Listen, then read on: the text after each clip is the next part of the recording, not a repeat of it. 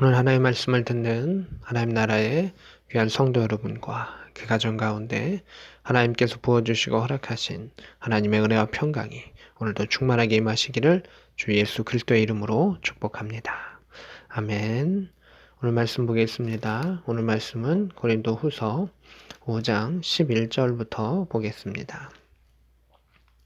11절에 우리는 주의 두려우심을 알므로 이렇게 되어 있습니다. 여기서 두려우심, 왜 주님께서 두려우신 분이신가 라고 하면 그리스도의 심판대 앞에 모든 사람들이 다 반드시 선다라고 하는 것입니다. 10절의 내용이 이어져 있는 것입니다.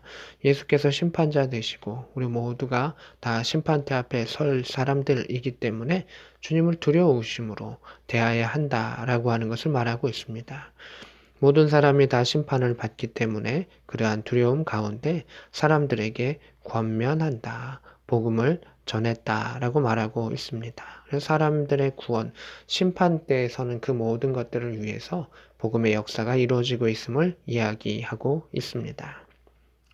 12절에 보면 다시 너희에게 자천하는 것이 아니오 이렇게 말하고 있습니다. 고린도 후서에는 자천하다라고 하는 그 단어 또 뭐 그리스도의 편지의 의미 같은 것들이 나오는데 그 이유는 무엇이냐면 거짓된 자들이 들어와서 바울에 대한 것, 또 바울의 복음에 대한 것을 계속해서 건드리고 방해하고 모함하고 있는 부분들 가운데 바울이 그 부분을 이제 하나님에 대한 복음의 역사를 통해서 다시금 이야기해주고 있어서 그것이 이제 자천이라고 하는 그 단어로 스스로 다시 이야기하는 또 스스로 자신을 다시금 변호하는 그 내용이 나타나고 있습니다. 13절에 우리가 만일 미쳤어도 하나님을 위한 것이다. 정신이 온전하여도 너희를 위한 것이다. 라고 말하고 있습니다. 그래서 사도 바울은 자신이 미쳤다고 말하는 사람이 있던 또 온전하다라고 말하는 사람이 있던 무엇이든 어느 상황이든지 간에 그것은 하나님과 또 복음을 전달해야 되는 성도들을 위한 것이다. 라고 하는 것을 말하고 있습니다. 사도 바울의 입장 가운데 고린도 교회 성도들의 그 모습이 괘씸해 보일 수도 있고 많이 서운해 보일 수도 있을 것입니다. 근데 그 성도들을 바울이 많이 걱정하고 염려하고 또 눈물로 편지 쓰고 이렇게 행했었던 그 모든 일들은 하나는 하나님을 위해서입니다. 그들이 하나님의 귀한 백성들이기 때문입니다. 또 하나는 하나님의 마음으로 또 복음의 전달자로 그 성도들이 심판대 앞에 온전히 서게 하기 위한 그러한 마음이 있기 때문입니다. 그냥 그들이 잠시 모함하고 오해하고 그것으로 끝나는 것이 아니라 심판대 앞에 그들의 영혼이 서야 하는데 그것을 위해서 바울은 또 애쓰고 또 지금 본문 가운데서도 안타까운 마음으로 복음을 전하고 있는 것을 보게 됩니다. 14절에 그리스도의 사랑이 우리를 강권하시는도다 라고 말하고 있습니다. 바울이 하나님의 은혜에 매이고 또 특별히 예수 그리스도의 사랑에 매여서 그 모든 일들을 환난 가운데서도 또 오해 가운데서도 억울함 가운데서도 곤고함 가운데서도 아픔 가운데서도 사랑하고 전진해 나아갔다라고 하는 것을 보게 됩니다. 그리스도의 사랑이 그를 움직이게 했고 또 그것이 사명 가운데 역사했다라고 하는 것을 보게 됩니다. 사랑이 그를 이끌었다. 강권하였다라고 말하고 있습니다. 그러면서 한 사람이 모든 사람을 대신하여 죽었은지요. 예수 그리스도께서 우리를 사랑하셔서 또 하나님께서 우리를 사랑하셔서 대표적인 그 죽음을 맞이하셨다. 그러했기 때문에 모든 사람이 죽은 것이다. 대신해서 한 사람이 전체를 위해서 죄 없은 이가 죽으셨다. 그래서 우리 모두는 죽은 사람이다. 그 죄값을 예수 그리스도를 통해서 치루었다라고 하는 것을 보게 됩니다. 15절에 그가 모든 사람을 대신하여 죽으심은 예수께서 모든 사람을 위하여 죽으심은 살아있는 자들로 다시는 그들 자신을 위하여 살지 않고 이렇게 말하고 있습니다. 죄라고 하는 것은 막 범죄하고 막 이런 것만을 죄를 의미하는 것이 아니라 자신만을 위해서 살아가는 것, 그것을 죄라고 이야기합니다.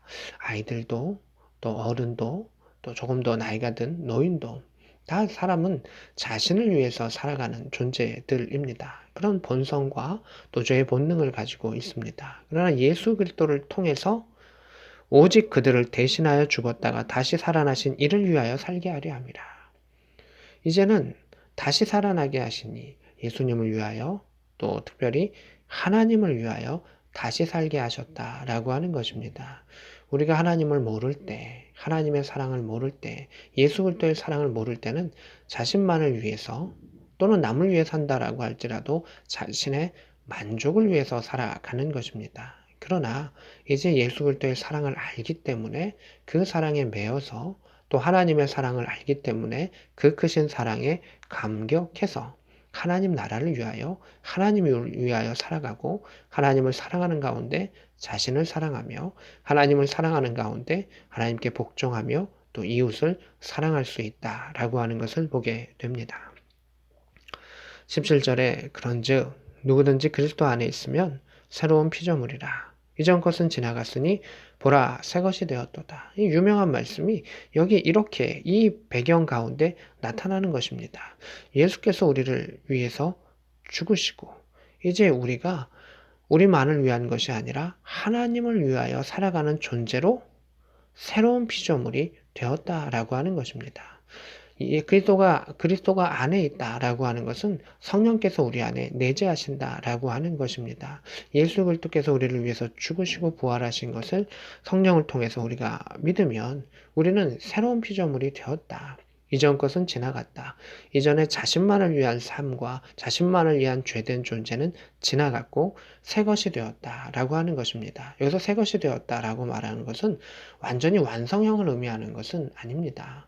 하나님의 계획 속에서 우리가 하나님의 사람으로 이제 시작된 것입니다. 어린아이도 사람이고 또 어른도 사람입니다.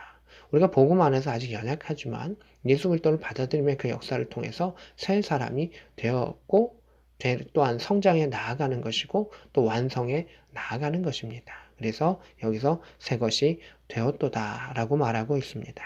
18절에 모든 것이 하나님으로부터 났다. 하나님의 계획 속에 있음을 이야기합니다. 그가 그리스도로 말미암아 우리를 자기와 화목하게 하시고 또 우리에게 화목해 하는 직분을 주셨다. 그래서 화목이라고 하는 것은 그냥 단순하게 친하게 잘 지내다라고 하는 그 화목을 의미하는 것이 아니라 원수되었던 그냥 자신만을 위해서 살아가다가 범죄하고 죄 짓고 하나님을 떠나서 완전히 적국에 속해 있던 자가 평화조약을 맺고 하나님과 하나가 되고 하나님의 백성이 되는 그 화목을 의미하고 있습니다.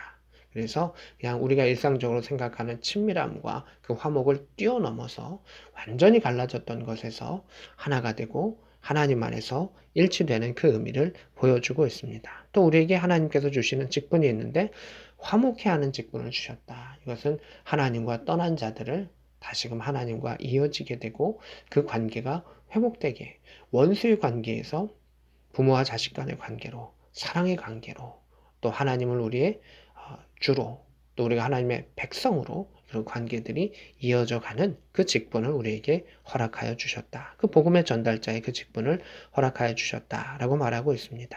19절에 하나님께서 그리스도 안에 계시사 세상을 자기와 화목하게 하시며 그들의 죄를 그들에게 돌리지 아니하시고 화목케 하는 말씀을 우리에게 부탁하셨느니라. 이것도 같은 내용입니다. 우리들의 죄됨과 범죄함을 우리에게 찾지 아니하시고 예수 그리스도의 보혈로서 용서해 주심을 통해서 우리가 화목해 되었다. 화해하게 되었다. 평화의 조약을 맺게 되었다라고 하는 것을 한 번 더 이야기하고 있습니다. 마지막으로 21절에 하나님이 죄를 알지도 못하시는 이를 우리를 대신하여 죄로 삼으신 것은 이렇게 말하고 있습니다. 예수님은 자신을 위하여 살지 아니했고 하나님과 함께 사셨기 때문에 그래서 죄가 없으신 겁니다. 그래서 죄를 알지도 못한 이를 우리를 대신하여 또 그 죄값을 치르신 이유는 우리로 하여금 그 안에서 하나님의 의가 되게 하려 함이라. 하나님의 전에는 죄된 자요 연약한 죄지만 이제는 하나님의 긍휼을 받은 자요 하나님의 뜻을 받은 자요 새 피조물로 하나님의 사람이 되게 하려 하심이라. 이렇게 되어 있습니다. 죄인이 죄인을 대신해서 죄값을 치르기가 어렵죠. 죄인은 자신의 죄를 더 받아야 하기 때문에. 그러나 죄가 없으신 이시기 때문에 죄가 있는 자를 대신해서 그 모든 것을 짊어지셨고, 그래서 우리가 의롭다 여기심을 받고 하나님 나라에 나아갈 수 있음을, 그 복음의 비밀을 이야기해주고 있습니다. 그래서 사도 바울은 이 우리를 위해서 대신 죽으신 예수 그리스도의 그 크신 사랑, 오직 그것을 바라보면서 하나님의 은혜 가운데 그 사명을 감당했다. 그리고 성도들을 사랑한다 라고 말하고 있습니다. 그래서 우리 가운데 중요한 것은 십자가를 바라보는 것이고, 예수 그리스도의 사랑과 하나님의 사랑을 우리가 깨달을 때 우리는 오늘 하루도 또 하나님의 사랑 가운데 살아갈 수 있으며, 또 하나님과 화목해 살아갈 수 있으며, 또한 우리 주변에 있는 사람들과 복음을 전함을 통해서 그들이 하나님과 화목해하는 그 복음의 전달자의 역할을 감당할 수가 있을 것입니다. 오늘도 십자가의 그 사명을 통해서 주님과 함께 살아가고 또 주님과 동행하는 복된 저와 여러분 될 수 있기를 우리 구주 예수 그리스도의 이름으로 축복합니다. 아멘.